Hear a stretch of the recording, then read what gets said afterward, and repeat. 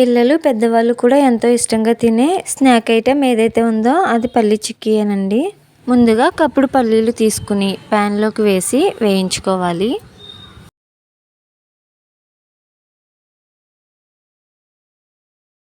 ఇలా కలుపుకుంటూ 10 నిమిషాల పాటు వేయించుకోవాలండి.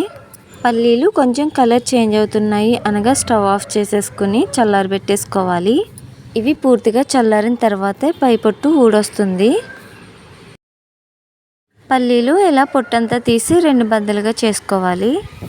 ఇప్పుడు వీటిని పక్కన పెట్టేసుకుని బెల్లం పాకం కోసం 1/4 కప్పు బెల్లం తీసుకోవాలి. దీనిని ప్యాన్లోకి వేసి ఒక 1/4 కప్పు ఉండేలాగా పంచదార కూడా వేసుకోవాలండి. ఇప్పుడు దీనిలోకి 1/4 కప్పు నీళ్లు వేసుకుని పాకం పట్టుకోవాలి. ఇలా బెల్లం పంచదార మొత్తం కూడా కరిగి పాకం రావాలన్నమాట. ఎలాగంటే ఒక ప్లేట్లోకి నీళ్లు తీసుకుని పాకాన్ని చెక్ చేసుకోవాలండి.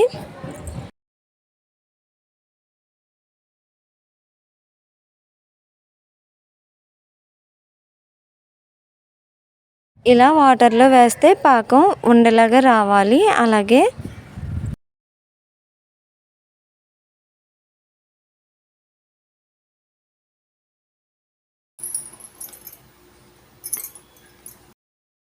ఇలా సౌండ్ రావాలన్నమాట. ఇప్పుడు ఈ పాకాన్ని అయితే స్టవ్ మీద నుంచి దింపేసుకుని 2 స్పూన్ల నెయ్యి, చిటికెడు సాల్ట్, చిటికెడు వంట సోడా వేసి కలపాలి.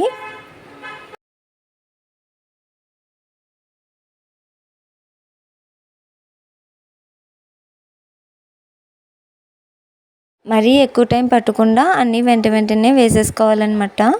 చివరిగా ఇలా ప్రిపేర్ చేసుకున్న పల్లీలను కూడా వేసుకుని ఒకసారి కలుపుకొని ముందుగా నెయ్యి రాసుకున్న ప్లేట్ మీద వేసి చపాతీ కర్రతో పలుచగా చేసుకోవాలి.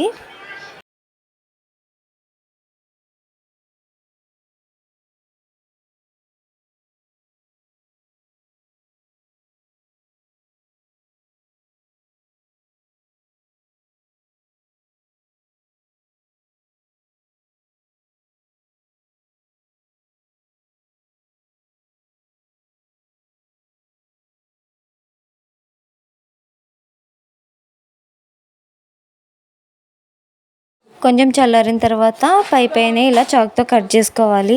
పూర్తిగా చల్లారిపోయినట్లయితే ముక్కలుగా రాదు కదండి. అందుకని చెప్పి కొంచెం చల్లారిన తర్వాత ఇలా చిన్న ముక్కలుగా కట్ చేసి పెట్టేసుకున్నాను. అంతేనండి. పాకం అటు ఇటు అయినా కానీ కొంచెం తేడా వచ్చేస్తుంది. అది సరిగ్గా చూసుకుని ఇలా పల్లి చిక్కీ ప్రిపేర్ చేసుకుంటే హెల్త్కి కూడా చాలా మంచిది. వీడియో నచ్చినట్లయితే లైక్ చేయడం మర్చిపోకండి. అలాగే నా ఛానల్ని సబ్స్క్రైబ్ చేసుకుని సపోర్ట్ చేసేయండి. Thanks for watching. బాయ్.